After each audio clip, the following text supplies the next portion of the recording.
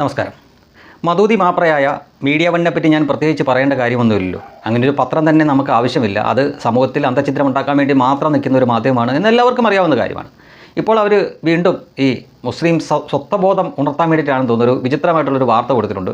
2025 മാത്രം ഇന്ത്യയിൽ കൊല്ലപ്പെട്ട മുസ്ലിങ്ങളുടെ എണ്ണം അതിന് കുറച്ച് അവർ പൊടിപ്പുന്തങ്ങളും ചേർത്തിട്ടുണ്ട്. അതായത് ഭരണകൂട ഒത്താശയോടെയൊക്കെ നടത്തിയ ഹിന്ദുത്വർ നടത്തിയ മുസ്ലിം കൊലപാതകങ്ങൾ 50 എണ്ണമാണെന്ന് പറഞ്ഞുകൊണ്ടാണ് അവർ കൊടുത്തിരിക്കുന്നത്. തികച്ചും തെറ്റിദ്ധരിപ്പിക്കുന്ന ഒരു വാർത്തയാണ്. ഇതിൻ്റെ യഥാർത്ഥ വാർത്ത എന്താണ് എന്ന് ചോദിച്ചു കഴിഞ്ഞാൽ, ഇത്രയും പേര് മുസ്ലിങ്ങൾ കൊല്ലപ്പെട്ടിട്ടുണ്ടോ എന്ന് ചോദിച്ചാൽ കൊല്ലപ്പെട്ടിട്ടുണ്ട്, അത് സത്യമാണ്. ഇതിൻ്റെ യഥാർത്ഥ വാർത്ത എന്താണെന്ന് ചോദിച്ചു കഴിഞ്ഞാൽ 2017 ഉത്തർപ്രദേശ് യോഗി ആദിത്യനാഥ് മുഖ്യമന്ത്രിയായിട്ട് ആദ്യം തവണ വരുന്നത്.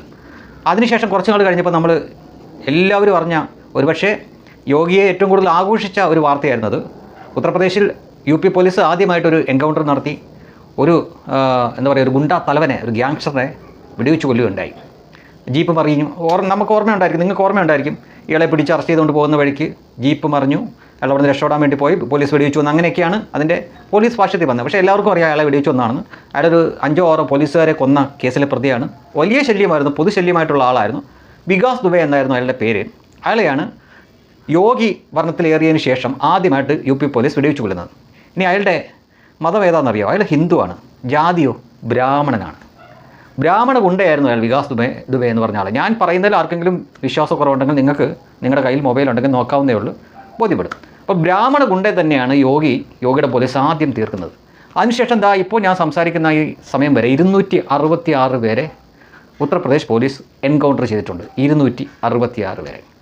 ഇതിൽ ഈ മധൂതി ചാനൽ പറഞ്ഞിരിക്കുന്ന എത്ര മുസ്ലിങ്ങളാണ്? 50 പേര്.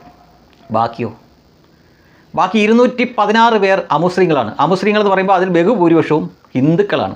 അവർക്ക് വേണ്ടി ആരും കരയുന്നില്ലല്ലോ. എന്തേ 50 മുസ്ലിങ്ങളെ കൊന്നപ്പോൾ മാത്രം ഇത്ര കരച്ചിൽ വരാനായിട്ട്?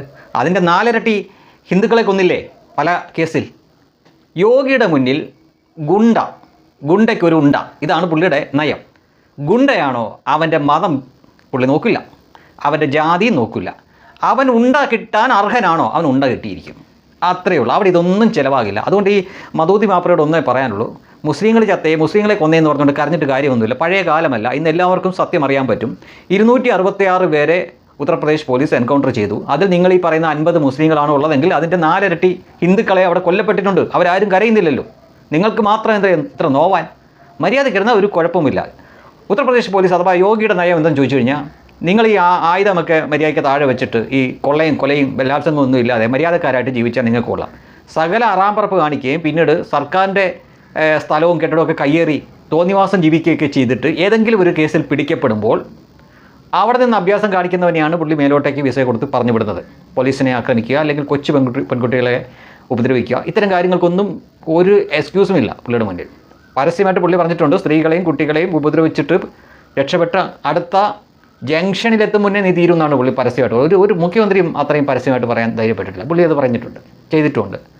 ആദ്യപടിയായിട്ട് മുട്ട് താഴോട്ടൊക്കെയാണ് വെടിവെക്കുന്നത്, പിന്നെ അഭ്യാസം കാണിക്കുകയാണെങ്കിൽ തീർക്കുകയാണ് ചെയ്തത്. അത് ഒരുപാട് തവണ കോടതി കയറിയ സംഗതിയാണ് ഈ കേസ്, ഈ മനുഷ്യാവകാശം എന്നൊക്കെ പറഞ്ഞിട്ട് പലരും. പക്ഷേ ഇപ്പോഴും പുള്ളി ചെയ്യുന്നുണ്ട്, ബുൾഡോസർ രാജും പുള്ളി ചെയ്യുന്നുണ്ട്. പുള്ളിക്കത് ശരിയാണ് എന്ന് തോന്നിക്കഴിഞ്ഞാൽ അവൻ്റെ ജാതിയോ മതമോ ഒന്നും പ്രശ്നമല്ല. ഞാൻ നേരത്തെ പറഞ്ഞല്ലോ, വികാസ് ദുബെ എന്ന് പറഞ്ഞാൽ ഒരു ബ്രാഹ്മണ ഗുണ്ടേനെയാണ് പുള്ളി ആദ്യം തന്നെ തട്ടിയത്. പിന്നെ ആ പുള്ളിയുടെ അടുത്ത് ചെന്നിട്ട് നിങ്ങൾ മുസ്ലിങ്ങളെയാണോ കൊല്ലുന്നത് എന്നൊക്കെ ചോദിക്കുന്നവനെ വേണം ഓടിച്ചിട്ടടിക്കാൻ. പുള്ളിക്ക് അങ്ങനെയൊന്നുമില്ല. 266 പേരെ തീർത്തിട്ടുണ്ട്. അതിൽ നിങ്ങൾ ഈ പറയുന്ന പോലെ 50 ആണെങ്കിൽ 216 പേരും ഹിന്ദുക്കളും അല്ലെങ്കിൽ മറ്റുള്ളവരുമായിരിക്കും. അവർക്കാർക്കും ഇല്ലാത്ത കരച്ചിൽ നിങ്ങൾ കരയേണ്ട കാര്യമില്ല. ഇതൊക്കെ ഉണ്ടല്ലോ ഈ രാജ്യത്ത് അന്തഃഛിദ്രം ഉണ്ടാക്കാൻ വേണ്ടി ബോധപൂർവ്വം പടച്ചുവിടുന്ന വാർത്തയാണ്. ഇതൊക്കെ 4 മടക്കി ചുരുട്ടി കോണാട്ട് പ്ലേസിലേക്ക് വെച്ചാൽ മതി. ഇതൊക്കെ ചിലവാകുന്ന കാലം കഴിഞ്ഞു പോയി എന്ന് മീഡിയ വണ്ണോടും ദാവൂദിനോടും ഉറപ്പിക്കുന്നു. അത്രയേ ഉള്ളൂ കേട്ടോ.